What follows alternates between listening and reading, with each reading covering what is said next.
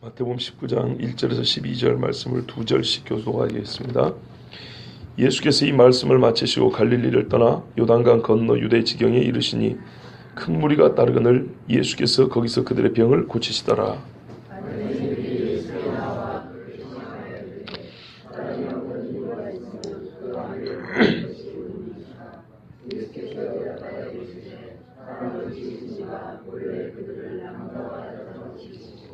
말씀하시기를 그러므로 사람이 그 부모를 떠나서 아내에게 합하여 그 둘이 한 몸이 될지니라 하신 것을 읽지 못하였느냐. 그런즉 이제 둘이 아니요 한 몸이니 그러므로 하나님이 짝지어 주신 것을 사람이 나누지 못할지니라 하시니.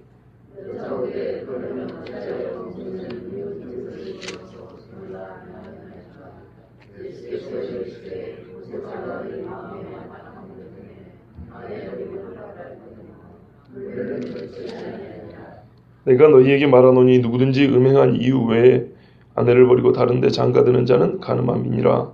제자들이 이르되 만일 사람이 아내에게 이같이 할진대 장가들지 않는 것이 좋겠나이다.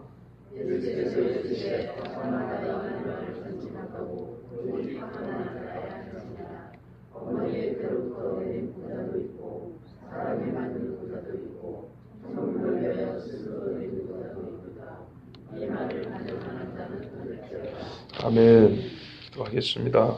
우신 아버지 하나님, 오늘도 우리에게 말씀 주셔서 감사합니다. 거룩하신 주 하나님께서 거룩하신 삶을 허락해 주셨는데 우리가 일생에 하나님 앞에 거룩을 지키지 못합니다. 그러나 이 시간의 말씀을 통하여서 더욱 거룩을 지킬 수 있게 하여 주시고 우리와 우리의 가정과 우리의 자녀들이 다 거룩하게 주님 앞에 설 수 있도록 인도하여 주시옵소서. 예수 그리스도의 이름으로 기도하옵나이다. 아멘. 오늘 말씀은 눈에 확 띄는 주제가 하나 있어요.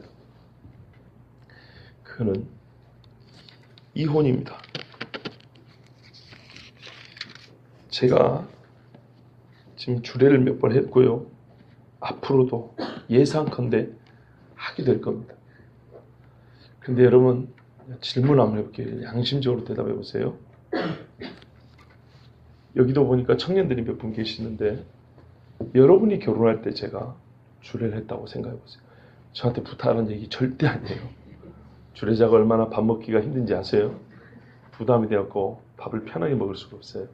그래서 저는 별로 주례를 좋아하진 않아요. 대체로 할 수 없이 하는데 하게 되면 열심히 마음을 다해 하지만 매우 즐기는 일은 아니에요. 보통 이게 어려운 게 아니에요. 근데 또 여러분 자녀들이 있어요. 자녀들 중에 결혼을 하게 됐는데 제가 주례를 했다 치자고요. 자녀도 누구라도 좋은데 또 괜히 상상을 하게 되면 이 직접성이 떨어지니까 저라고 치자. 정말 본문 들어가기 전에 우리가 좀 밑에 뭔가를 좀 확실하게 좀 뭘까요? 마치 집 짓는 기초처럼 기초를 좀 하나 잘 정립해 둘 필요가 있을 것 같아서 먼저 말씀드립니다. 네, 아이들이 떠들지 못하도록 해주세요.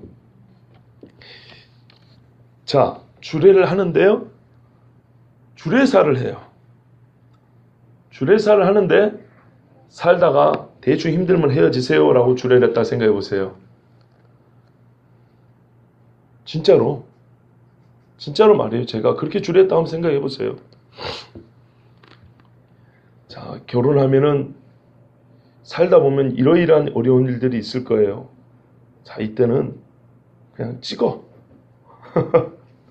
만약에 제가 이렇게 주례하면 여러분 저한테 그 다음에 누구 집에서 주례를 그렇게 했다고 생각을 해보세요. 그럼 맡기시겠어요? 안 맡기죠.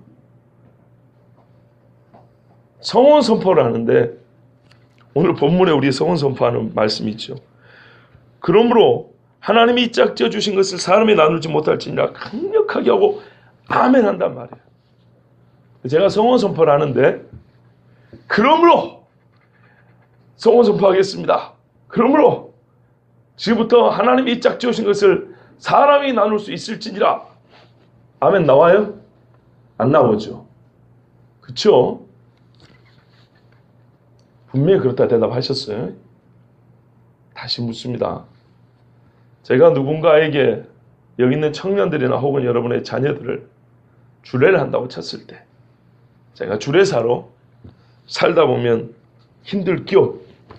그럼 그때는 그냥 눈치 보지 말고 갈라서세요. 그게 편해. 요즘에 다 그래. 자, 제가 이렇게 주례를 한다면 여러분 더 이상 주례를 안 맡길 것이고 더하여 저 양반이 목사가 맞는가라는 의심을 하게 될 것입니다. 맞죠? 그렇죠? 거기다가 성원 선포를 하는데 그러므로 하나님이 짝지어 주신 것은 사람이 나눌 수 있을지니라. 이렇게 성원 선포를 하면은 그 결혼이 과연 이게 성립이 된 건지 안 된 건지 여러분 심히 의심스러울 것입니다. 맞습니까? 아니 그래요 안 그래요? 그렇죠? 제가 지금 크게 목소리를 낼 수 없는 상황이니까 참 이렇게 점잖은 목소리를 듣기도 어렵습니다. 점잖게 물어볼 때 점잖게 대답을 해주세요. 맞죠? 그래요. 자, 그렇다 그러셨어요. 그럼 이제 말씀을 볼게요. 예수님이 이제 18장에 우리가 한 5주에 걸쳐 들은 것 같은데요. 이 말씀을 마치시고 여기가 갈릴리예요. 갈릴리. 본격적으로 유대로 가십니다. 참 저번부터 유대로 간다 하더니 진짜 오래 걸리죠. 예, 이게 이제 진짜 유대 가는 거예요. 하는데요. 유대 땅 가는 방법이 여러 가지예요. 3가지가 있어요. 근데 예수님이 가는 방법은 갈릴리가 있고 오른쪽으로 가운데로 왼쪽이 있는데 왼쪽이에요. 요단강을 먼저 한번 건너가지고 요단 동편을 내려가서 요단강을 다시 건너서 여리고 지나 베다니 벳박이 이렇게 예루살렘 가는 거예요. 그러니까 예수께서 여리고에 이르셨을 때 누구죠? 그 바디메오 이야기 있죠? 그렇게 나오는 거예요. 예. 자, 이래가지고 요단강을 건너서 이제 이렇게 와가지고 다시 건너가지고 예루살렘 유대 땅으로 들어갔는데 예루살렘까지 아니고 유대 땅으로 들어갔는데 큰 무리가 따라왔어요. 왜 따라왔을까요? 예수님 말씀 듣고 싶기도 하고 뒤에 보니까 그들의 병을 고치시더라. 병든 자가 많았어요. 그죠? 메시아가 하는 일은요 크게 2가지입니다. 유대인들이 기억했던 메시아. 말 그대로 성경대로 연약한 자를 고치는 거예요. 그리고 토라 즉 여호와의 율법을 바르게 가르치는 거예요. 그걸로 이스라엘을 회복하는 거예요. 근데 이 이스라엘 회복, 이 유대인들은 정치로만 생각했지만 반드시 예수님이 먼저 죽고 그 일이 시작돼요. 죽어야 시작되는 건데 이건 이제 생략을 했죠. 하여튼 그 사람들이 예수님이 병 고치는 것만 봐도 저 사람은 문둥병을 고치는 것만 봐도 메시아인가 보다 충분히 생각할 수 있었어요. 자, 그러면 유대 지도자들 바리새인이라든지 대제사장이라든지 이 사람들이 싫은 게 뭐예요? 예수님을 메시아로 믿는 게 제일 싫죠. 왜냐하면 자기들이 예수가 메시아 되는 순간 우리는 하나님의 대적자가 되어버리잖아요. 그러니까 예수님이 메시아가 아니라는 것을 증명해야 되겠죠. 매일 와서 하는 게 뭡니까? 대표적으로 질문인데요. 뭘 질문하면 율법 질문입니다. 주제는 대개 영생, 정결례, 안식일, 또 세금, 성전세 내는 거 등등 이런 것들을 가지고 다 율법에 관계되는 거 갖고 질문했어요. 대답을 못하면요. 메시아는 기본이 뭐야 된다고요? 토라, 즉 구약 성경을 바르게 알고 가르칠 수 있어야 돼요. 그렇지 않으면 메시아의 기본 자질 조건에서 탈락이에요. 그러니까 항상 이거를 문제 삼는 거예요. 기적은요. 병든 자를 고치고 가난한 자와 함께하는 건 예수님의 삶이 그러니까 부정할 수 없고 예수님의 말에서 꼬투리를 잡으려고 항상 율법을 가지고 대드는 거예요. 자, 오늘은 뭘 가져왔냐면 그동안에 이것저것 다 해봤는데 못 이겼죠. 오늘은 그래서 결혼과 이혼을 가지고 문제를 삼았어요. 왜 그러냐면 당시에 실제로 이혼이 엄청 많았어요. 너무너무 많았어요. 이스라엘에. 로마 같은 데도 아니고 말이죠. 헬라 지역도 아니고 이스라엘에 이럴 수가 있나요? 여러분 이스라엘의 성경에 보면 창기들은 다 죽이라 그랬는데 이스라엘의 창녀들이 엄청 많아요. 옛날부터. 그러니까 여호와의 말씀이 선포되지만 지키는 무리가 있고 안 지키는 무리가 있고 그래요. 미국이 여러분 우리가 청교도들이 메이플라워 이 배 타고 들어갔다 하지 않습니까? 그 중에 청교도는 3분의 1이고 3분의 2가 세속주의자들이에요. 그래서 1년이 지나고 그들이 똑같이 추수를 거두었을 때 잔치를 했는데 3분의 2는 세속주의자들은 세속적인 파티를 했고요. 술 마시고 막 그렇게 음란한 그런 파티를 했고 3분의 1 청교도들이 하나님께 감사하고 예배를 드렸어요. 이게 추수 감사 주일 예배예요. 그때 인디안들을 초청을 했어요. 빈손으로 올 수 없잖아요. 옛날에 우리 뭐 콩기름이라도 한 명 들고 가는 것처럼 이 사람들은 칠면조를 들고 갔어요. 이게 이제 유래가 된 겁니다. 즉 추수감사주일은 청교도가 세운 나름대로의 자기들의 전통이고 성경의 절기는 아닙니다. 아시겠죠? 자, 성경에는 다른 추수감사절이 있어요. 근데 이제 우리가 지키는 그 날은 미국식을 받아온 거라 그 말이에요. 어쨌든 이렇게 영적으로 두 세력이 항상 함께 하는데 이스라엘도 그래요. 그러니까 이들 중에는 결혼 생활을 매우 엄격하게 생각하는 사람이 있는가 하면 그렇지 않아가지고 아무렇게나 막 살았던 사람이 많아요. 그 신뢰가 사마리아 여인이잖아요. 그죠? 근데 이혼할 수 있는 권한은 여자에게 없고 남자에게만 있었어요. 그러니까 사마리아 여인은 자기 얼굴 이쁜 걸로 막 그렇게 함부로 놀았던 게 아니고 얼굴이 이쁜 것 때문에 이 남자 저 남자 이 여자를 가지고 놀았던 거예요. 참 불쌍한 여자입니다. 근데 사회적 비난은 누구에게만 가요? 여자에게만. 왜냐하면 성경적으로, 아니 성경이 아니라 이 당시 사람들은 좀 이따 읽어보면 알겠지만 버리는 것을, 남자가 여자하고 이거 정당 이혼도 아니에요. 버리는 것을 아무렇지 않게 생각했다는 겁니다. 아시겠죠? 자, 이런 사회인데 여기에 대하여 예수님이 뭐라고 말하는가? 진짜 이건 사회적 큰 문제잖아요. 세상에 물어봅니다. 지금 세상에 이런 문제 있습니다. 기독교인으로서, 목사로서 당신은 뭐라고 말하겠습니까? 우리 할 말이 있어야 될 거 아니에요. 그런 것처럼 이 심각한 문제에 대하여 참 메시아라면 분명히 바른 대답을 내놔야 된다는 거예요. 그런데 이 바리새인들은 답을 갖고 있을까요? 나름대로 답을 갖고 있어요. 근데 어떤 답인가요? 읽어보면 알지만 이 사람들의 답은 별로 성경하고 달라요. 즉 함부로 여자를 내버리는 그런 전통에 입각해 있는 사람들이에요. 나름대로 이유가 있어요. 이유가. 그런데 이제 예수님이 어떻게 말하는가 보려고 하는 거예요. 그래서 율법을 가지고 이걸 어떻게 잘 설명하는가 보려고 꼬투리를 잡으려는 거예요. 자, 이게 3절 이하입니다. 바리새인들이 예수께 나와 그를 시험하여 이르시되, 여러분 시험했다는 것이니까 뭔가 문제를 잡겠다는 거죠. 그리고 이 문제를 가지고 제기하면 분명히 걸려들 거라는 예상을 했다는 거죠. 그죠? 예수님에 대해서, 이혼에 대해서 물으면 예상되는 대답이 있었다는 거예요. 예상되는 대답. 그런데 그 예상되는 대답을 이 사람들은 이길 수 있는, 나름대로 예수님이 틀렸다고 말할 수 있는 나름대로 준비가 됐다고 스스로 우리 생각했기 때문에 예수한테 한번 물어보자 이거예요.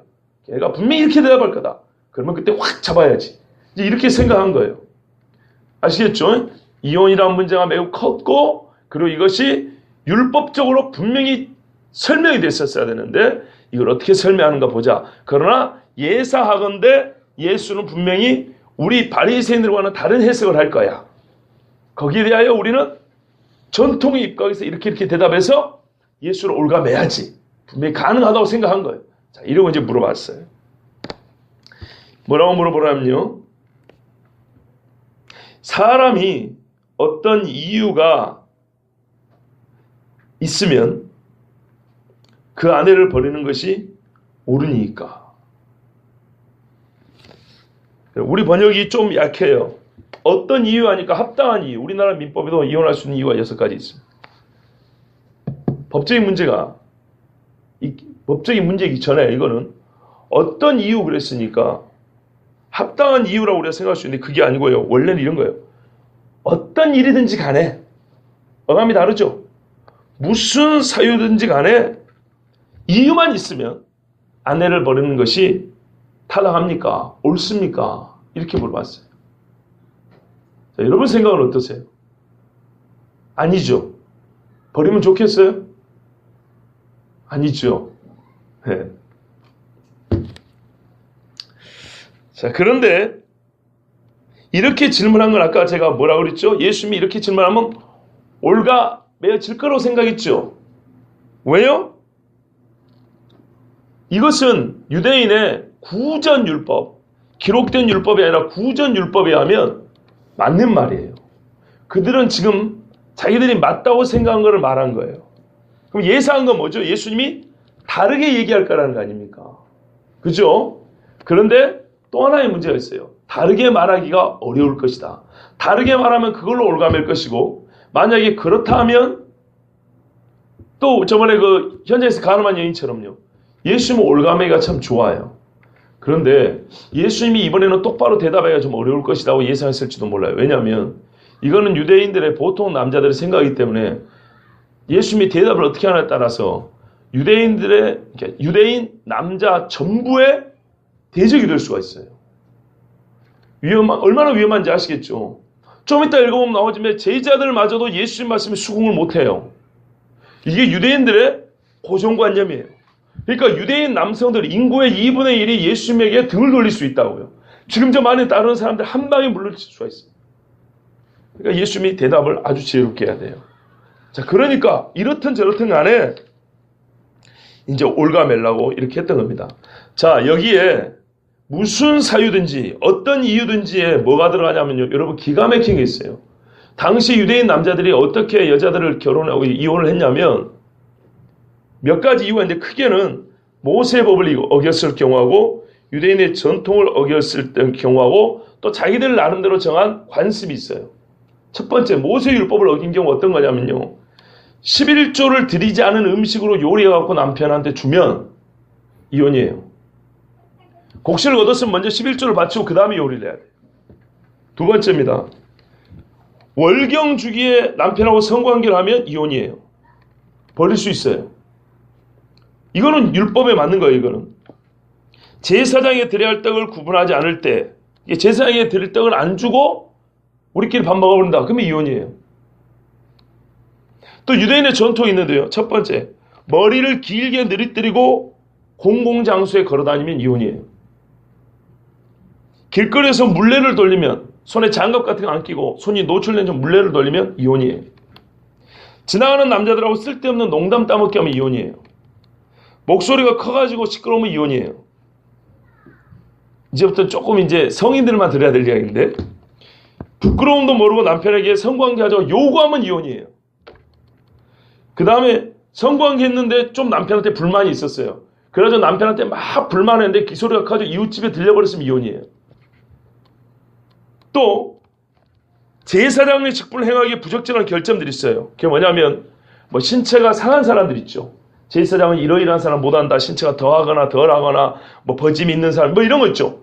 이런 모든 조건을 가지고 있는 여자 그 중에 하나라도 있으면 이혼이에요. 여기에 머리가 좀 빠졌다. 뭐 좀 피부가 좀 곰보다 그러면 이혼이에요. 몸에서 냄새 나면 이혼이에요. 입 냄새 나도 이혼이에요. 머리카락이 단정하고 좀 매끄럽고 기름기가 있었는데 좀 막 흥크러지고 머리결이 별로 안 좋은 사람 있죠. 그래도 이혼이에요. 그리고 목소리가 좀 쌀쌀 맞아요. 부드럽지 못해요. 여보 이러지 못해요. 그러면 이혼이에요. 그럼 뭐 다 이혼. 몸에 흉터가 있으면 이혼이에요.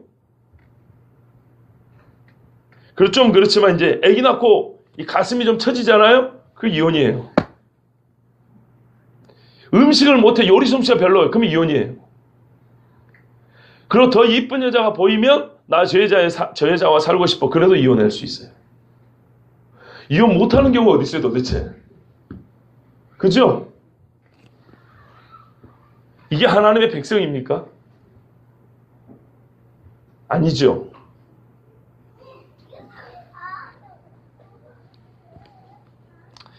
유대인들이 보는 시락사라는 책이 있어요.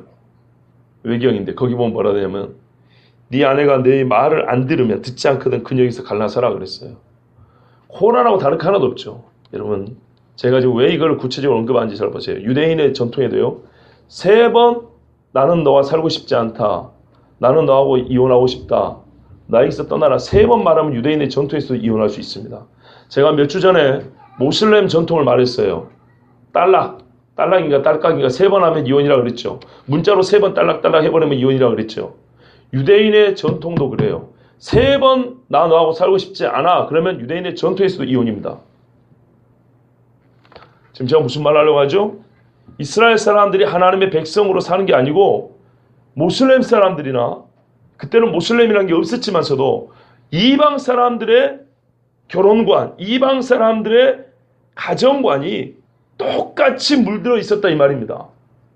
그게 이스라엘에는 구전율법이라는 이 구실로 구전율법에 이렇게 스며들어가지고 구전율법을 높이니까 이게 하나님의 법인 것 같지만 사실 기록된 율법의 구전율법이라는 것은 대부분 밖에서 들어온 것들이 많다 그 말입니다. 자, 그 이야기 하려는 거예요. 이 이유들을 봐보세요. 이슬람교보다 더 험해요. 더 험해. 그렇죠? 그런데 이걸 구전율법이라고 지켜요. 그러니까 그놈 구전율법이 어디서 들어왔겠냐? 저는 그걸 질문하려고 하는 거예요. 다 밖에서 들어온 것입니다. 그러니까 여러분 전통이고 구전이고 하는 그런 소리 하는 저 동네는 절대 쳐다볼 필요도 없어요. 구전은 다 사람의 생각에서 나온 겁니다. 자, 이래가지고 사람들이 아무렇게나 이혼했던 것입니다.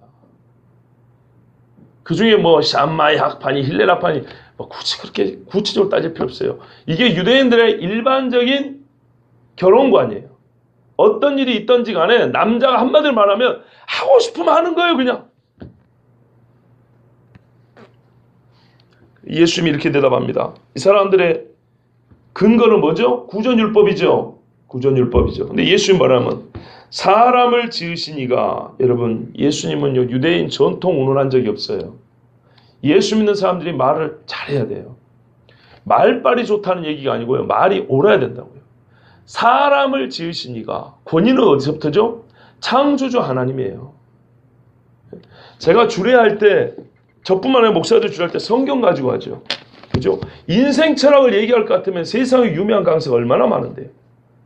결혼의 바탕은요 창조주입니다. 창조주. 창조주의 말씀입니다. 창조의 복입니다. 복. 축복이에요.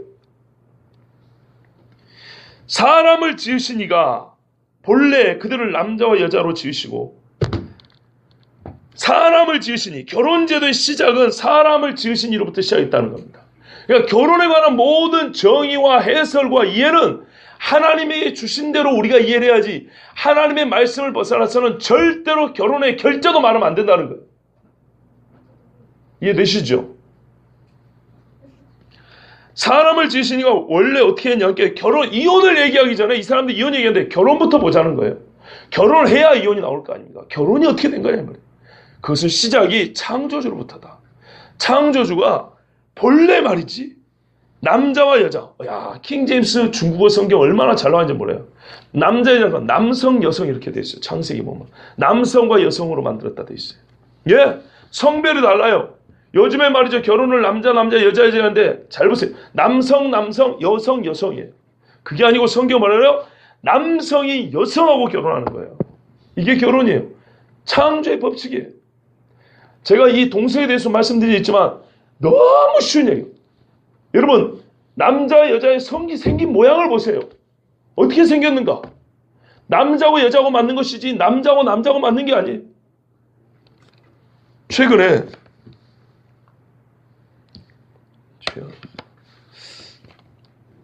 그 동성애자들을 상담해주는, 그들을 돌이키게 하려고 노력하고 있는 이요나 목사님이라고 있어요. 이분이 얼마 전에 상담을 받았는데, 저희 경상도 어디인지 모르겠는데, 어느 교회에서 아버지가 아들을 데리고 왔어요. 고등학교 2학년짜리가 된 아들을 데리고 왔어요. 근데 왜 그러니까 우리 아들 좀 살려주세요 그러더래요. 뭘 살려달라 했더니 우리 아들이 동성애자입니다. 어떻게 알았냐 했더만, 애가 항문에 치질이 생긴 줄 알고 병원을 갔더니 의사가 하는 말이 아버지한테 이거는 치질이 아닙니다. 완전히 항문이 헐어가지고 이거는 큰 병이 됐는데 이거 동성애 때문에 그런 겁니다. 그래야 알게 된 거예요.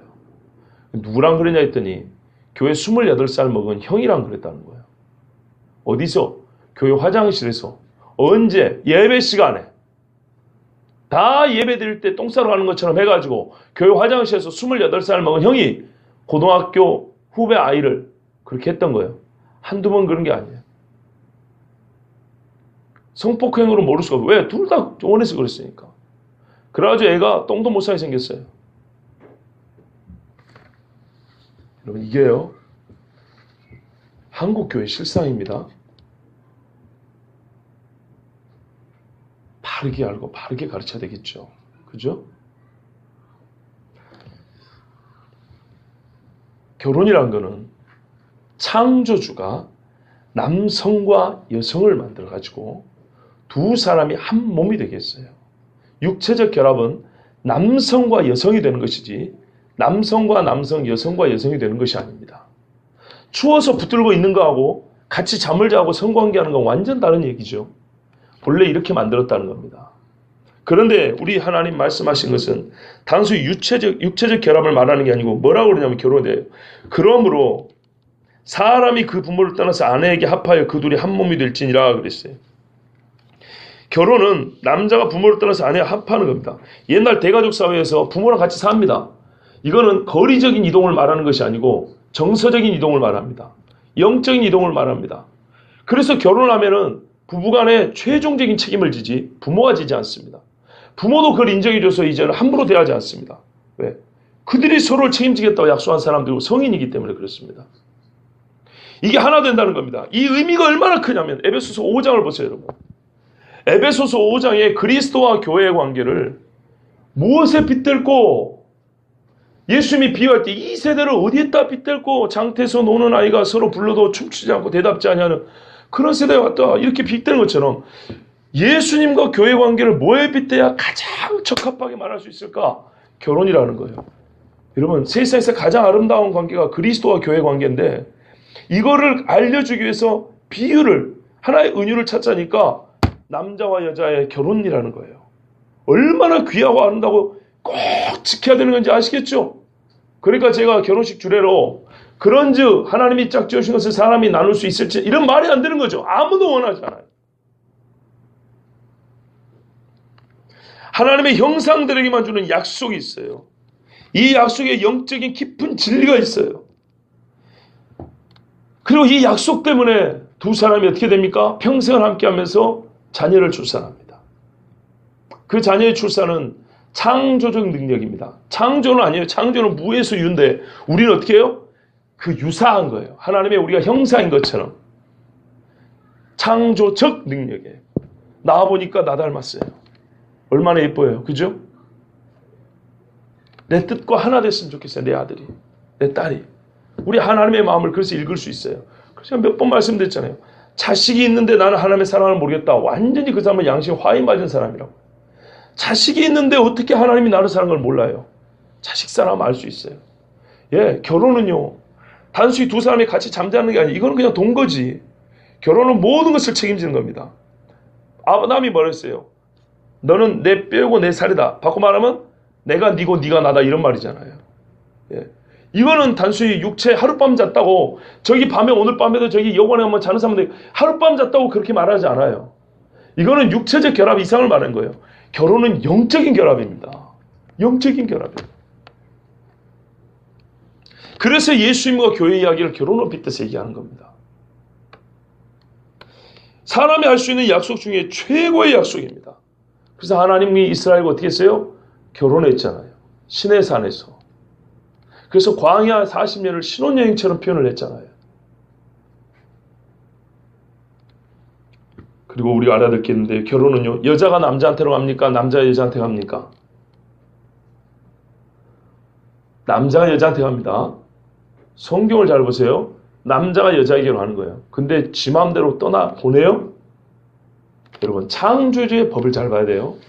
창조주의 법은 어떻게 되냐면 남자가 부모를 떠나 여자한테 가야 새로운 가정이 형성이 되는 거예요. 아시겠죠?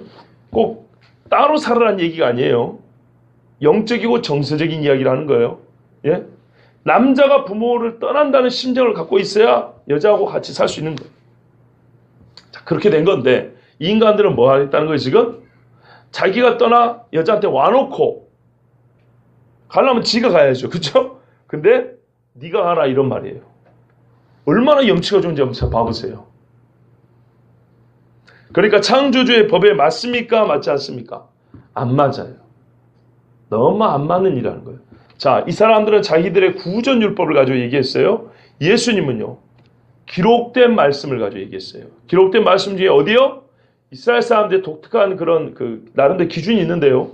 오래된 말씀을 인용할수록 더 권위 있다고 생각합니다. 똑같이 모세오경이라도 신명기보다는 창세기를 인용하면 더 권위 있게 쳐줍니다. 그들의 관습이 그래요. 예수님이 바로 창세기를 인용했어요. 맨 첫 번째 사건.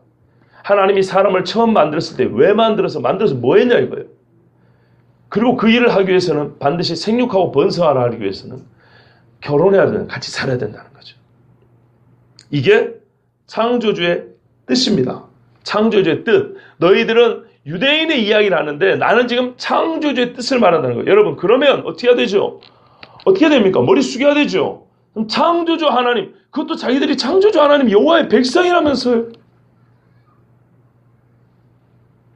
예수님이 그래서 말씀합니다. 그런즉 이제 둘이 아니요 한 몸이니 하나라고 보는 거예요. 하나. 이게 어떤 의미냐면요, 여러분. 돼지를 잡아가지고 목을 자르잖아요. 소를 잡아가지고 척추를 기준으로 쪼개잖아요. 정형을 하죠. 이래갖고 이제 팔지 않습니까? 고기 잘라 팔지 않습니까? 부부가 한 몸 됐다는 거는, 근데 이혼을 한다는 건 그런 의미예요. 돼지 잡아갖고 목 자른 것처럼 사람에게 있어서 몸을 이렇게 반토막 내는 것 같이 그런 의미예요. 이건 엄청난 일이라는 겁니다. 나눈다는 것은 죽는다는 얘기예요. 이해되시죠? 돼지목을 잘라서 죽이는 것처럼 한 몸이 되었으니 나누지 못할지니라. 한 몸인데 나눠보면 목 잘라서 피 쏟고 죽는 거 똑같다는 그런 말이에요. 이게 누구의 뜻이라고요? 창조주의 뜻이에요. 그러니까 이 인간들이 뭐라 하냐면 여짜오되 그러면 좋아. 근데 창조주 하나님이 모세를 통해 이런 말씀도 하셨는데 모세는 어찌하여 이혼 증서를 줘서 버리라 명하였나이까? 하나님이 직접 주신 말씀이나 하나님이 선지자를 통해 주신 말씀이나 일반이잖아요. 그러니까 하나님 말씀에 모순이 있지 않습니까? 이런 말이죠. 그렇죠? 아니 이혼 증서 써서 보내라면서요. 이 사람들 참 나쁜 놈들이에요. 자기들이 꼭 써먹고 싶은 데만 빼갖고 써먹어요. 여러분도 그렇잖아요. 술 취하지 말라 그랬지 술 마시지 마라 그랬냐고. 꼴짝꼴짝 마신다 그래요. 정말로. 그러면 그 전에 똑같은 강도로 성령의 충만을 받아. 성령 충만 받기 위해서는 기도는 안 가요. 술 충만 받기 위해서는 술집은 가도. 그렇게 말씀을 잘 지킬 것 같으면 기도하는데도 좀 와야죠. 이 사람들이 인용한 신명기 24장 1절은요. 원래 그런 말씀이 아니에요. 이렇게 되어 있습니다. 사람이 아내를 취하여 데려온 후에 수치되는 일이 그에게 있음을 발견하고 그를 기뻐하지 아니하거든 이혼 증서를 써서 그 손에 주고 그를 자기 집에서 내어 보낼 것이요. 여러분 복잡합니다. 이 이야기. 봐보세요. 결혼을 했는데 여인에게서 수치되는 일이 드러났다. 음행한 일이 드러났다. 그럼 어떻게 돼요? 참을 수 있으면 참아라. 그런데 그를 기뻐하지 아니하거든. 못 참겠거든 이런 말이에요. 이해되시죠? 네. 음행을 했는데 그런데도 네가 참을 수 있으면 데리고 살고 못 참겠거든. 정말 못 참겠거든. 보내라. 그런데 보내더라도 어떻게 하라고요? 이혼 증서를 줘서 보내라. 그러면 이 여자는 법적으로 재혼이 가능해요. 이거는 이혼하라는 거예요? 하지 말라는 거예요? 참 하기 어렵게 만든 겁니다. 정하려면 이런 식으로 하라는 거예요. 되도록이면 하지 말라고 주신 법이에요. 왜? 하도 지금 마음대로 하니까. 하도 마음대로 하고 모세한테 하고 달달 볶으니까 그러면 알았어. 그러면 이런 상황에서 이렇게 해. 그렇게 준 거예요. 그런데 이 사람들은 뭐라 그래요? 신명기 24장 1절에 핵심되는 단어가 두 개 있어요. 하나는 수치되는 일이고요. 또 하나는 이혼 증서입니다. 그런데 이들은 뭐만 취했어요? 이혼 증서만 취한 거예요. 이혼 증서만 주면은 이혼할 수 있는 거 아니냐 이렇게 얘기한 거예요. 근데 성경의 강조점이 뭐냐면요. 수치되는 일이 발견되면 이게 조건이에요. 이게 없으면 안 된다는 얘기입니다. 근데 이 사람들은 자기들 마음대로 아까 조건을 만들었어요. 입냄새만 나도. 그래도 이혼이라는 거예요. 말이 안 되죠. 증서만 써주면 된다는 거예요. 할 일 다 했다. 그런데 이것도 얼마나 못되게 인용있는가 봐보세요. 예수님 말씀은 뭐라냐면 모세가 너희 마음의 완악함 때문에 아내 버림을 어떻게 해요? 허락하였거니와. 어쩔 수 없이 허락했는데 이 사람들은 뭐라 그래요? 명하였나이까. 왜곡하는 말씀이 이렇게 왜곡합니다. 우리도 충분히 이럴 수 있어요. 조금만 바꾸면 본문은 똑같은 본문인데 마무리 이 말끝만 조금 바꾸면 나한테 유리하게 적용할 수 있겠다 싶을 때 있어요. 그러면 그렇게 살짝 바꿔요. 모세가 어쩔 수 없이 허락한 것이지 예수 말 맞따라 완악해가지고 하도 모세를 달달 볶으니까 할 수 없이 그런 것이지. 여러분, 이스라엘 사람들이 하나님 앞에 원망 많이 했죠.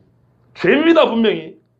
죄는 죄인데 하나님이 그들을 그래도 참으사 물 줬죠. 고기 줬죠. 떡 줬죠. 전쟁에 되게 해주죠. 그렇죠? 해줬다고 해서 그들이 잘했다는 겁니까? 그들이 의를 행했다는 겁니까? 그거 아니에요.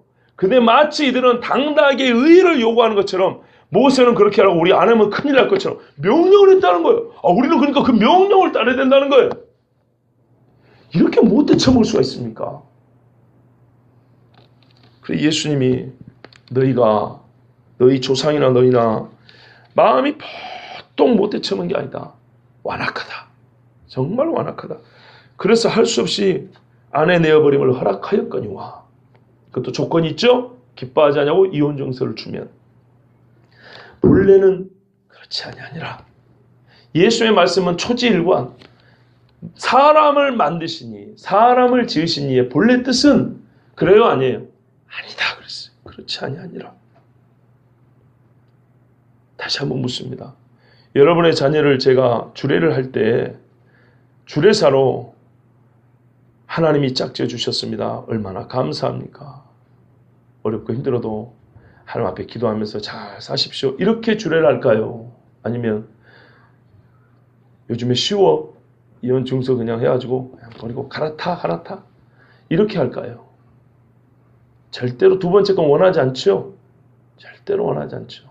본래를 알고 있습니다. 우리는 본래 무엇인가 다 알고 있다는 얘기예요. 지금 그러니까 우리는 지금 예수님이 하신 말씀을 다 아는 사람들이에요. 그래요. 본래는 그렇지 아니에요. 다만 우리의 죄로 말미암아 하나님께서 허락하신 경우가 조금 있어요. 이제 하나 예를 들어 드릴게요.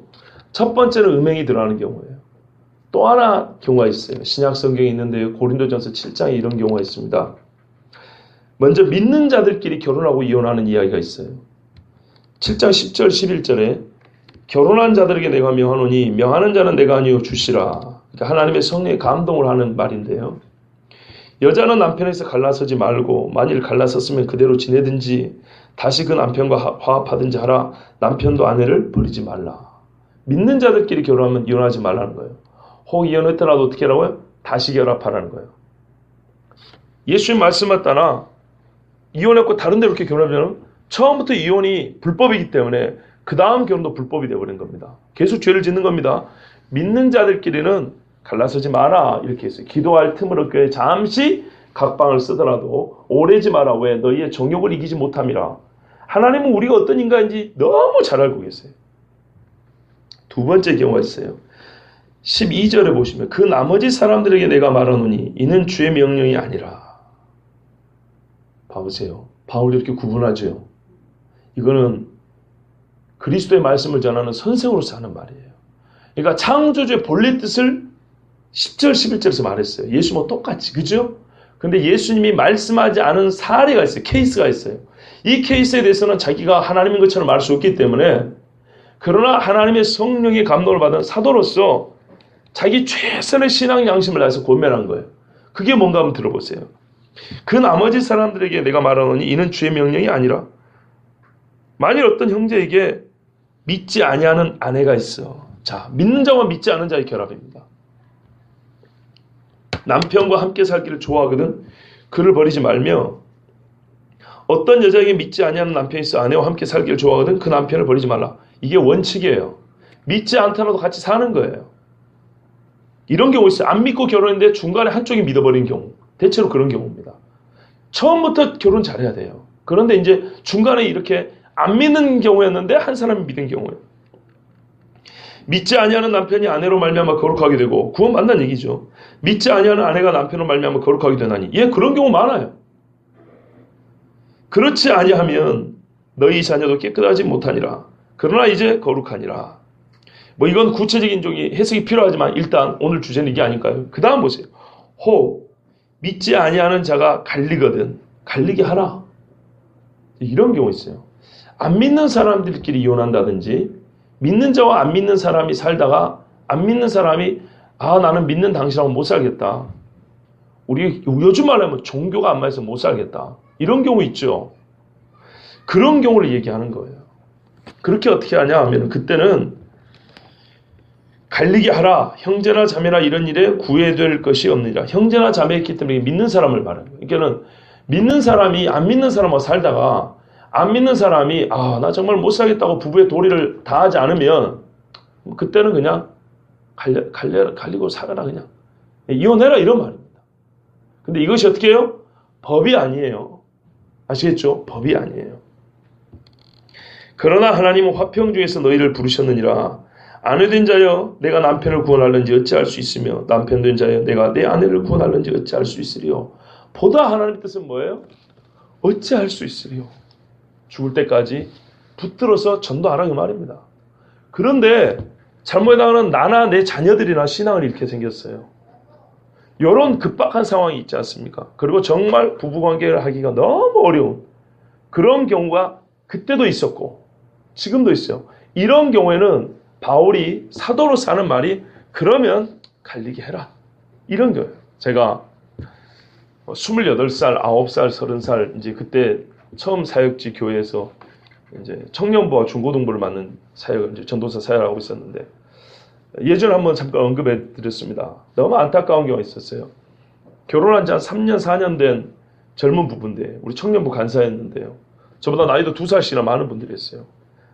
CCC 커플, CCC로 그 선교단에서 훈련 받았고 또 학교에서도 이렇게 같이 교제했던 청년들에게 신망이 얼마나 두터운지 몰라요. 근데 이분들이 이혼을 하게 됐어요. 이유는요. 남편이 아내에게 거짓말을 했기 때문에요. 3년 동안 어느 정도로 거짓말했냐면 그 월급 통지 뭐라 그러지 이게 그 날아오는 거 있잖아요. 월급이 얼마 됐고 이 은행 통장 뭐 이런 거 있죠. 이거를 관공서나 은행에서 발급하는 용지 그대로 만들어 가지고 부인한테 보여줘요. 위조를 그렇게 잘해요. 그런데 그 돈이 적은 것처럼 나머지 돈을 다른 데 쓴 것도 아니고 어머니 도와드린 거예요. 그런데 이제 남의 사정 구체적으로 모르겠지만 거짓말 3년 동안 집에 와서 부인의 발을 씻어줄 정도의 그런 남편이었지만 철저하게 부인을 속인 것에 대하여 이 부인이 너무 큰 실망과 낙심이 돼가지고 너무 괴로워했어요. 그런데 이제 저는 나이도 어리고 총각이었지만 성경대로 이혼하면 안 됩니다라고 몇 번을 권면을 했어요. 근데 결국에는 그분이 뭐라면 막 울었어요. 슬프니까 운 거예요, 본인도. 그때 30대 초반 31인가 2인가 밖에 안 되는데. 근데 뭐라 그러냐면 저 지방에서 자기를 위해서 기도해 주는 분이 계시는데 그분이 그랬대요. 하나님께서 그냥 갈라서라 그랬다고. 네가 이 괴로움에서 그냥 벗어났으면 좋겠다 이랬다고. 근데 저는 그게 정말 하나님의 음성인가는 잘 모르겠어요. 잘 모르겠는데 고린도서 7장에 믿는 자와 믿지 않는 자의 갈림에 대하여 이런 권면이 있긴 있어요. 만약에 그 남편이 믿지 않는 자였다면 혹시 어떻게 이 말씀과 연결될지는 모르겠지만 하여튼 그래 안타까운 경우가 있었고 또 하나는 안수 집사님 부부였는데 부인 집사님은 우리 그때 당시 교회에서 최고 미녀라고 할 수 있어요. 예? 키도 크시고 옛날 분인데도 정말로 맏며느리로서 그 집에 진짜 맏며느리 감이고 외모도 최고의 최고. 근데 말이죠. 눈이 삐일래니까 이 남자 집사님이 다른 여자 권사님하고 눈이 맞아가지고 교회 지하 주차장에서도 그런 몹쓸 짓을 하고 말이죠. 이래요. 근데 이 여자 권사님은 젊을 때 얼굴은 이뻐요. 얼굴은 이쁜데 좀 미안하지만 좀 그 여시 같은 느낌이 나는 분이에요. 제가 괜히 그걸 또 알아서 그런지 뭐지만 아니 느낌이 그래요. 별로 그렇게 경건성이 좀 별로 없는 그런 느낌이에요. 근데 말이죠. 하여튼 이 두 분이 그래가지고 결국에는 이혼하게 됐는데 이 본래 그 여자 집사님 있죠. 좋은 분. 이분이 이제 구청에 가가지고 신고하는 건가요? 이혼도? 법원에서 이제 떨어졌어요. 이거 가져와가지고 총각인 저한테 제가 이제 중고등부 전도사였고 그 집 딸이 중고등부 학생이었고 그 집 아들이 청년부였는데 제 앞에 와가지고 얼마나 울었는지 몰라요. 정말 어머니 뻘 가까운 그 집사님이 엉엉 우는데 뭐 결혼을 해봤어야지. 결혼을 해봤다도 할 말이 없어요. 여러분, 이게 참 아픈 거예요. 너무너무 아픈 거예요. 그러니까 사실 그래요. 욕하기 전에 아파요. 너무 슬퍼요. 옆에서 보고만 있는 것도 그때 총각 때도 너무 괴롭더라고요. 주례할 때 어떻게 성원 선포해야 돼요? 하나님이 짝지으신 것을 사람이 나누지 못할지냐, 이렇게 선포하는 거 맞지요? 사람의 몸을 두 동강 내는 것처럼 아파요. 하나님의 허락과 본래 하나님의 뜻을 구분할 줄 알아야 됩니다. 에스라 10장에 보면은 이런 말씀이 있어요. 이스라엘 사람들이 포로기를 겪고 돌아왔는데 누가 있냐면 외국 여자들이랑 결혼한 남자들이 있어요. 느헤미야에서도 보면 나오는데 애들이 유대말을 못해요. 외국말을 하는데 이스라엘 말을 못해. 이스라엘 말을 못하는 게 무슨 뜻인지 아세요? 성경을 못 읽는다는 얘기입니다. 한 세대, 두 세대 가면 하나님의 말씀이 끊긴다는 뜻이에요, 이 말이. 어떻게 돌아왔는데 이 사람들이 바벨론에서 먹고 살고 살만한데 어떻게 그걸 버리고 왔는데 이 자식들이 하나님의 말씀을 딱 잊어먹게 생겼어요. 그래서 에스라가 한 특단의 조치가 뭡니까? 이방 여자들과 그 자식을 내쫓으라는 거예요. 이거는요, 나한테도 할 수 있을까 할 정도예요. 너무 힘든 거예요. 너무 힘든 거. 여러분, 이런 예외 상황이 있긴 있어요. 그렇죠? 이런 예외 상황이 있어요. 그러나 우리가 예외를 말하기 전에 본래 것을 알아야 되겠죠. 본래 것을 알아야 이 예외 상황이 얼마나 고통스러운 예외인지를 알 수가 있는 거예요. 그렇지 않습니까? 이런 고통스러운 예외라도 겪지 않기 위해서 처음부터 조심할 거 아닙니까? 처음부터 짝을 정할 때 잘 고를 거 아닙니까? 안 믿는데 성품이 좋더라. 아니요. 그러면 안 돼요. 예수님은 모르는데 결혼하면 교회 온다 하더라. 세상에 그만한 거짓말이 없어요. 여자가 됐건 남자가 됐건 완전 거짓말입니다. 되는 수가 있지만 여러분 20년 동안 피눈물을 흘릴 각오를 하면은 뭐 결혼해도 괜찮은데 그렇지 않으면요 절대로 그러면 안 돼요. 자, 그리고 예수님께서 이제 본인의 권위로 신명기 말씀을 선포합니다. 뭐라 그랬어요? 내가 너희에게 말하노니. 본인이 하나님이시죠. 본인의 권위로 말합니다. 누구든지 음행한 이유 외에 아내를 버리고 다른 데 장가드는 자는 간음함이니라. 이스라엘 전통에 간음은 여자가 하는 거예요. 그래서 신명기도 그렇잖아요. 여자에게 음행한 일이 드러나거든. 이렇게 돼 있죠. 남자들은 문제 삼지 않았어요. 아직 어리니까 그런 말씀만 주는지 모르지만 근데 예수 모르겠어요. 실제로 간음한 인간들은 여자가 아니고 남자가 더 많아요. 그래서 이렇게 물어보는 남자들의 그 속을 확 꼬집어갖고 드러내버렸어요. 사실은 실상은 너희가 버림을 받든지 어쩌든지 그런 인간들이 너희지 너희가 뭐 여자를 버리고 어쩌고 야 이게 적반하장도 유분수다는 거예요. 네? 너희가 장가 가고 싶어가지고 여기저기 기웃기웃 하는데 너희가 오히려 간음한 자니라. 하려면 너희 부인이 너희를 버려야 정상이다. 이렇게 얘기한 거예요. 수치되는 일, 즉 음행, 신명기 말씀 그대로죠. 예수님은 성경을 벗어나지 않습니다. 그 외에는 이유가 없다 그랬어요. 이게 하나님 말씀입니다. 말라기에 이렇게 말합니다. 너희는 이르기를 어찌 됨이니까 하는도다. 하나님이 말라기에 그러니까 이스라엘 사람들이 예물을 안 받아요. 하나님이 이스라엘을 막 싫어해요. 그러니까 이스라엘 사람들이 의아해가지고 하나님 이게 어찌 된 일입니까? 이렇게 물어봤어요. 그러니까 하나님이 이렇게 대답하세요. 이는 너와 내가 어려서 맞이한 아내 사이에 여호와께서 증인이 되시기 때문이라. 이유를 물어보니까 하나님이 어떻게 얘기했냐면요. 나 하나님이 너와 네 부인 사이에 증인이기 때문이다. 조금 난데없는 대답이에요. 근데 들어보세요. 그는 내 짝이요 너와 서약한 아내로 돼 내가 그에게 거짓을 행하였다. 남편이 정말 거짓말하면 안 될 사람이 부인이에요. 한 몸이니까 그죠? 그에게는 영이 충만하였으나 오직 하나를 만들지 아니하였느냐. 어째 하나만 만드셨냐. 이는 경건한 자손을 얻고자 하시나. 이거는 나중에 예수님 이야기 때도 인용되는 말씀인데 부부간에도 그게 속한다는 거예요. 두 사람을 짝을 지어준 것은 그 자손도 경건한 자손을 얻으려고 한다는 거예요. 그러므로 내 심령을 삼가 지켜 어려서 맞이한 아내에게 거짓을 행하지 말지니라. 이스라엘의 하나님 여호와가 이르노니 나는 이혼하는 것과 옷으로 학대를 가리는 자를 미워하노라. 만군의 여호와의 말이니라. 그러므로 너희 심령을 삼가 지켜 거짓을 행하지 말지니라. 이게 하나님의 말씀이에요. 남자들이 주신 말씀이에요. 남자들에게. 이렇게까지 예수님이 말씀하시니까 예수님의 권위로 딱 신명기 말씀을, 창세기와 신명기 말씀을 제대로 선포하니까 더 이상 반문하거나 예수님을 책잡는 자가 없었어요. 그런데 이제 놀라운 일이 벌어집니다. 바리새인 중에는 예수님을 더 이상 책잡는 자가 없는데 이 제자들이 문제예요. 봐보세요.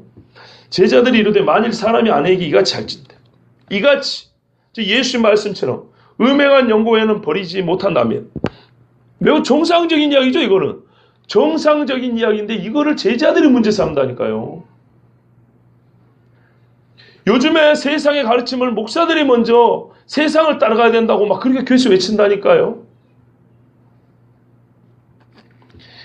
장가들지 않는 것이 좋겠나니까. 예수의 말씀을 못 받아들이겠다는 거예요. 제자들이 복음서에 보면 예수의 말씀을 받아들이지 못하는 3대 거부가 있어요.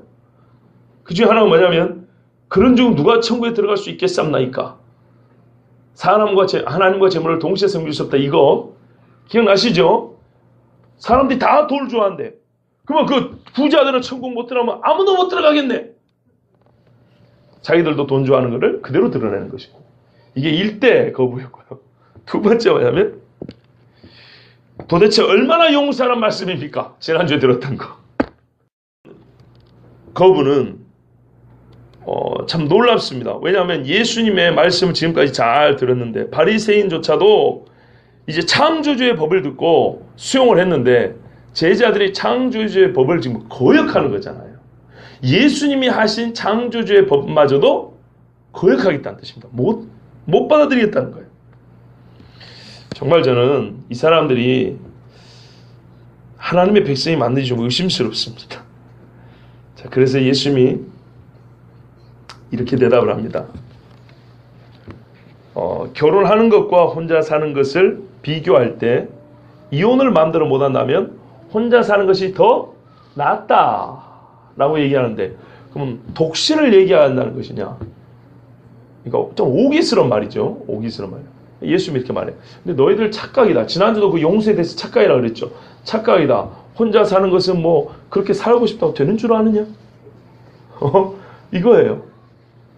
봐보세요. 11절에 사람마다 이 말을 받지 못하고 오직 타고난 자라야 할지니라. 여러분, 장가들지 않는 것이 좋겠나이다. 즉 장가들지 않는 것이 쉬운 것처럼 얘기하는데, 장가들지 않는 것도 자기 의지가 어찌해야 된다고요? 받지 못하고 그랬어요. 사람마다 받지 못하고, 그러면 사람의 기본형은 결혼하는 건데 일부가 결혼 안 하고 산다는 얘기예요. 그러나 일부가 결혼 안 하고 사는 것이 어떻게 되는 거냐? 그거는 말씀을 받아야 된다는 거예요. 받아야. 하나님의 뜻이 확인되어야 그렇게 된다는 것입니다. 그 중에 3가지를 말합니다. 받는 것이 뭐냐? 타고난. 그것이 뭐냐 이거예요. 타고난 선천성만 말하는 게 아니고 밖으로부터 주어졌다는 거예요. 아시겠죠? 즉 하나님이 너는 혼자 살으라고 뭔가 사인을 주는 걸 얘기하는 거예요. 그게 있어야 혼자 살 수 있는 것이지, 뭐 니들이 그렇게 내 말을 받기 싫다고 뭐 혼자 살고 싶다고 된다, 절대 그렇게 되는 게 아니에요. 혼자 사는 것도 지들 마음대로 못하는 주제에 뭐, 아이고, 예수님이 이렇게 말씀하시는 거예요. 첫 번째요, 어머니의 태로부터 난 고자가 있대요. 출생시부터 성적인 장애를 갖고 있는 사람이 있어요. 뭐 베넷병신이라고 좀 듣기는 안 좋지만은 그런 분들이 있어요. 잘 모르시구나, 뭔지 젊은 분들은. 예. 알아보세요. 예. 저도 별로 입에 담고 싶지 않았어요. 그랬습니다. 그 다음에 사람이 만든 고자가 있다. 이거는 의도적이라기보다는 사고나 병이 있죠. 또는 내시들 있죠. 예. 이런 경우 성적 불구가 된 사람들이 있습니다. 세 번째가 천국을 위하여 스스로 된 고자가 있다 그랬어요. 이 사람들은 결혼할 수 있는데 일부러 안 한 거예요. 누가 있습니까? 세례 요한, 바울, 그리고 예수님. 예수님 빼놓으면 안 돼요. 예수님 완전한 사람입니다. 안혜경 집사님은 왜 거기다 예수님까지 끼워 넣는지 모르겠다는 얼굴이시지만 예수님 사람입니다. 밥 안 먹으니까 배고팠어요. 40일을 금식하고 줄이신지라 피곤하여 주무신지라. 맞죠? 사람입니다. 자, 그런데 이제 이걸 보세요. 사람마다 이 말을 받지 못하고 기본형은 뭐라고요? 결혼하는 거예요. 창조주의 명령이 뭡니까? 합하여 생육하고 번성하라는 겁니다. 기본형입니다. 그러나 하나님께서 받은 소명이 있는 사람, 독신의 소명을 받은 사람은 결혼하지 않을 수 있다는 거예요. 그런데 일괄적으로 저기 보면은 독신하라 그러죠. 그것이 자기들의 권위라고. 그러니까는요, 저번에 말씀드렸지만, 카톨릭에도 말씀드렸지만, 수녀원하고 남자들 그 수도원 사이에 비밀통로 뚫어가지고 밑에서 막 성관계하고 애기들 낳고 막 우물에다 버려버리고 막 땅바닥에다 마당에다 다 매장시켜버리고 얼마나 많은 죄를 지었는지 봐보세요. 뭐하러 그런 짓 하냐고요. 예? 우리 그 땡땡이들도 있잖아요. 이런 분들. 그분들도 교리는 돈이 엄청 많이 들어오는 교리거든요. 불교 교리는 이게 필요한 교리예요. 이게 막 들어올 수밖에 없어요. 그런데 돈 쓸 데가 없어요. 가정이 없으니까. 그죠? 교육을 시켜요. 뭐 밥값이 많아요. 밥도 고기도 안 먹어. 그러니까 돈이 너무 많이 남아돌아요. 그러니까 어떻게 해요? 불법을 행하죠. 불교 교리에 의해서 볼 때에도 큰 불법을 행하죠. 곳곳마다 첩들을 놓고 아파트 몇 채씩 주고 그러죠. 나는 왜 그 수도를 해야지 구원받는다는 불교인들이 절에 가면은 위성 안테나 그렇게 많이 달아진 나는 이해를 할 수가 없어요. 속세를 떠났다면서요. 나는 속세를 살고 있는데 그 양반들은 속세를 떠나 아니 500년 전 1000년 전에도 속세에 속하면 안 된다고 떠난 인간들이 21세기 속세를 살에다가 떠났어요. 위성 안테나 달아가지고 온라인으로 고스톱하고 몇백만씩 도박 또 잘못하면 명예훼손으로 들어갈 수 있기 때문에 여러분 본래 창조주의 뜻을 잘 헤아리십시오. 고자가 되는 것도 이 사람들은 우습게 알아요. 지금 무슨 말이냐면요. 오늘 말씀을 통해서 우리가 결론을 좀 알고 싶은 거예요. 결론을 말씀드리면 이게 뭐냐면 이 말을 받을 만한 자는 받을지다 그랬죠. 아무나 받는 게 아니라는 거예요. 예수님의 말씀에 우리는 바리새인이나 제자들의 말이 중요한 거예요. 예수님 말씀은. 예수님 말씀은 처음부터 똑같이 뭔지 아십니까? 창조주의 뜻이 이렇다 하는 것을 지금 계속 이해하고 있어요. 결혼은 창조주의 뜻이고 이혼은 창조주의 뜻이 아니고 우리가 연약하기 때문에 사정상 허락한 경우가 있다 이 말이에요. 그런데 우리가 종합적으로 볼 때 결혼이 됐든 독신이 됐든 뭐가 됐든 간에 사람의 이 남녀관계라는 것은요. 이 성적인 문제라는 것은요. 가정을 이루는 문제라는 것은요. 제발 뭐 하라는 거예요? 창조주의 뜻을 따르라는 거예요. 창조주의 뜻을 따라. 창조주의 뜻을 안 따르고 결혼하지 말고 창조주의 뜻을 거슬러 이혼하지 말고 창조주의 뜻에 거슬러서 경건한 척 한다고 고자되고 막 독신한다고 그런 이상한 짓 하지 말고 아시겠죠? 좁은 의미의 결혼에 좀 결혼과 관계된 포괄적인 주제를 놓고 보면 제발 이것보다 중요한 얘기가 없어요. 사실 이것보다 중요한 것이 없으니까 제발 이 문제만큼은 어쩌라고요? 제발 창조주의 뜻을 좀 따라라. 창조주의 뜻을. 창조주의 뜻을 어기면 마음대로 되지도 않을 뿐더러 절대로 행복이 주어지지 않습니다. 고통과 슬픔이에요. 고통과 슬픔. 그러니까 제발 예수님의 말씀은요. 오늘 이래든 저래든 유대인들의 말을 전부 다 뒤집어 엎지 않습니까? 근거는요. 창조주의 말씀. 창조주가 이렇게 말하는 거예요. 창조주가. 그런데 유대인들은요. 빼딱하게 비교하려고 유대인의 전통, 관습, 랍비가 이렇게 가르쳤습니다. 모세도 이런 조건을 했지만 그것마저도 어쩔 수 없이 허락해 준 것을 명령이라고.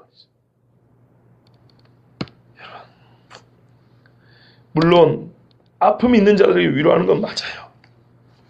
예수님이 사마리아의 여인의 봐보세요. 그 여자가 남편이 6번째니까 이 식으로 말하면 이혼 5번 했는 자예요.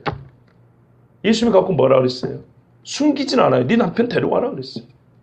그러나 회복해 주셨어요. 예수 앞에는 예수님요. 하나님의 마음 그래요. 드러내고 회복을 해주는 거예요. 감추고 회복하는 게 없어요. 그런 거는 여러분 고름이 살되냐라는 말도 있잖아요. 절대 살 안 됩니다.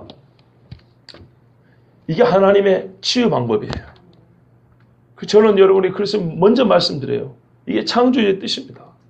앞으로 결혼하실 우리 특별히 젊은 청년들이 계시는데 꼭 기억하세요. 짝을 정할 때 말이죠. 창조주의 뜻이 아니다 싶으면 벗어나세요. 정말 주여, 신뢰를 들기가 좀 그런데 하나 들어드릴게요. 제가 그래요. 제가 그래요. 제가 저희 집사람하고 결혼한 것은 저는 100% 창조주 하나님의 뜻이라고 생각합니다. 그래서 참 잘했다고 생각합니다. 물론 요즘에 남편 속을 좀 썩이긴 하지만 이혼 증서를 주면 버릴 수 있구나.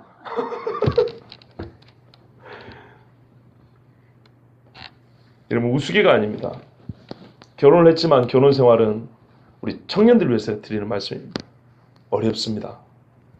세상에서 가장 큰 약속을 했기 때문에 여러분 약속의 클수록 지키기 어려운 거 아시죠? 참 어렵습니다. 창조주께서 맺어주신 짝이다. 하나님께서 짝 지으셨다는 이 절대적인 확신이 없으면 절대로 같이 살 수가 없습니다. 그만큼 어려운 것입니다. 처음부터 창조주의 뜻에 맞는 짝을 선택하십시오. 다른 거 보지 마시고 하나님께서 주신 짝이라고 생각하면 정말 어떻게 해야 되지? 꽉 붙으세요. 그냥 자존심이고 뭐고 돈이고 뭐고 이런 거 생각하지 마시고 사람이 제일이죠. 꽉 붙으세요. 그런 다음에 살다 보면 어려워요. 하나님 앞에 하소연하세요. 하나님이 짝 지어준 게 책임지시라 그러세요. 책임져 줄까요? 안 져줄까요? 져줍니다. 우리 아버지의 아버지. 육신의 아버지도 책임져 준다니까요. 근데 하늘에 계신 우리 아버지가 다 보시고 너희들 우리가 좋다. 이렇게 해놨는데 책임 안 져줄까요? 진짜 우리가 믿음이 없는 거예요. 믿음이. 제발 결혼은 창조주의 뜻대로 하시고 결혼 생활도 좀 창조주의 뜻을 물어 하시고 그리고 죽을 때 가서 창조주의 뜻대로 보내주시면서 어느 편이 먼저 죽든지 안에 감사 찬송하십시오. 얼마나 아름답습니까? 적어도 말이죠. 내가 세상에 살면서요. 지키기 어려운 두 번째 어려운 약속 지킨 거예요. 그렇게 되면. 첫 번째는 내가 주님을 버리지 않겠습니다. 두 번째는 주께서 하신 짝을 버리지 않겠습니다. 이렇게 되는 거예요. 여러분 세상이 얼마나 슬픈지 몰라요. 가장 행복해야 될 집들이 너무 슬퍼져서 나는 너무 마음이 아파요. 총각인 전도사 앞에 앉고 그렇게 울고 있었던 그 모습 잊을 수가 없고 아무것도 해줄 수가 없어요. 막을 수도 없고 어쩔 수도 없고 그 남편들이 문제인데 그 남편들이 정말 여호와를 경외하는 마음이 있었으면 그 사람들이 어려서 취한 그 아내의 마음을 아프게 했을까? 정말 하나님 앞에 큰 죄를 지었습니다. 그분들은. 여러분 지금 결혼해 사시는 분들은 하나님께 감사하시고 배우자를 위해서 남편과 아내를 위해서 정말 기도하십시오. 꼭 기도하십시오. 저보다 다 연배가 높으시기 때문에 이거는 뭐 더 말씀드리지는 못하겠고요. 또 아직 결혼 안 하시는 우리 청년들은 꼭 기억하셔서 반드시 이 문제만 다른 것도 마찬가지지만 제일 중요한 이 약속만큼은 철저히 창조주의 뜻을 따르시기 바랍니다. 본래가 무엇인지를 확인하시고 결혼하시고 또 결혼생활 잘 해나가시기 바랍니다. 이것이 오늘 우리에게 주신 하나님의 말씀입니다.